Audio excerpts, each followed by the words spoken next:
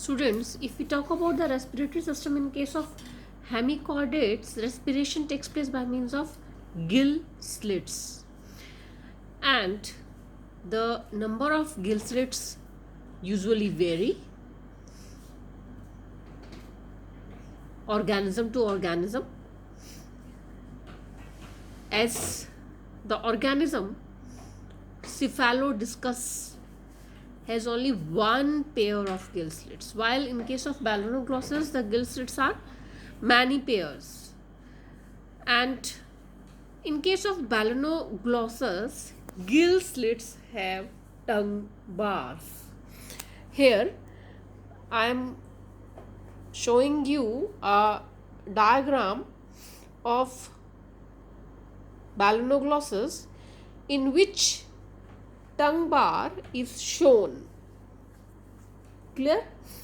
Now, if we talk about the circulatory system of hemichordates, the circulatory system is usually of open type.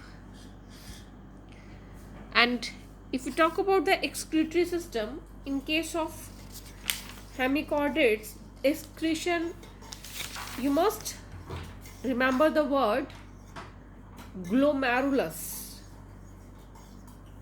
Here in this diagram you can see the position of glomerulus, and which is also known by the name that is proboscis gland.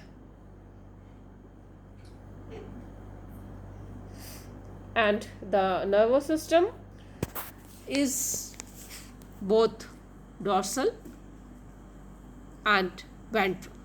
Nerve cords जो है इसके अंदर दो होती हैं, एक dorsal होती है और एक वेंट्रल होती है. उनमें से एक जो है सॉलिड है, बल्कि जबकि जो डॉर्सल नर्व कॉर्ड है वो हॉलो है और उसे कॉलर कॉर्ड भी कहा जाता है. और ये हॉलो नर्व कॉर्ड एक तरह से जो कॉर्डेट्स के अंदर जो डिस्क्राइब करती है कॉर्डेट्स हॉलो नर्व कॉर्ड को, उसको डेजिग्नेट कर रही है. देन रिप्रोडक्शन की अगर हम बात करें तो जो इसमें सेक्सेस हैं they are usually unisexual, particularly the Balanoglossus.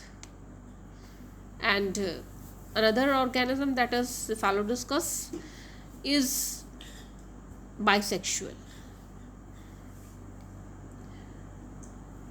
Gonads का नंबर ज़्यादा हो सकता है, they may be many pair, several pairs हो सकते हैं Balanoglossus में.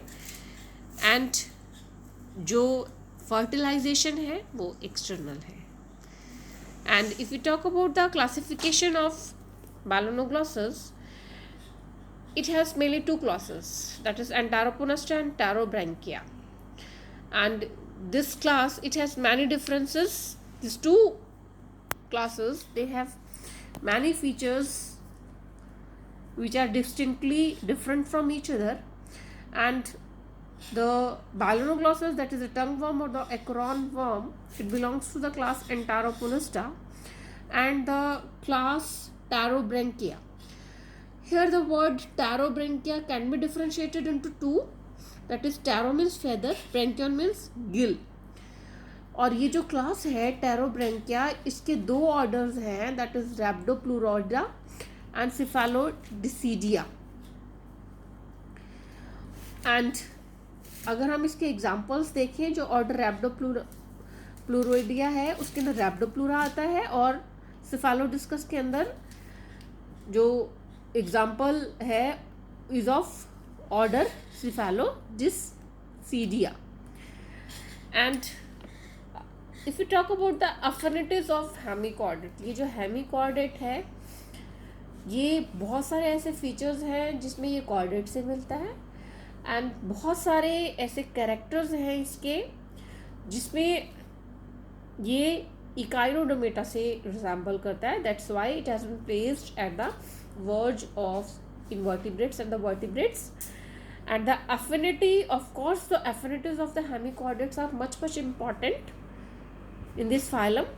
And many of the times the question is usually asked from this area, that is affinities of hemichordate. जब हम affinities की बात करते हैं तो हम क्या करते हैं, लाइक अगर हम इसमें बात करें affinities ऑफ विद एनिलिड्स, तो हम उनमें दोनों चीज़ें देखेंगे कि अगर हम एनालिट्स की बात कर रहे हैं तो ये किस तरह से उसमें सिमिलैरिटी शो कर रहा है, उसमें क्या रिजेम्बलेंसेस है और क्या डिसिमिलैरिटीज़ है, दोनों को स्टडी करते हैं और उसके बेसिस पर जो है अफिनिटीज को कंक्लूड किया जाता है।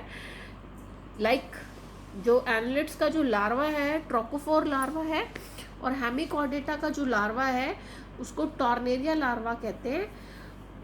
उनका जो बेसिक जो स्ट्रक्चर है ट्रोकोफोर लार्वा एनालिट्स का बहुत ज़्यादा इम्पॉर्टेंट है। इस डायग्राम में आप दोनों में देख रहे हो कि बहुत सारी सिमिलैरिटीज़ हैं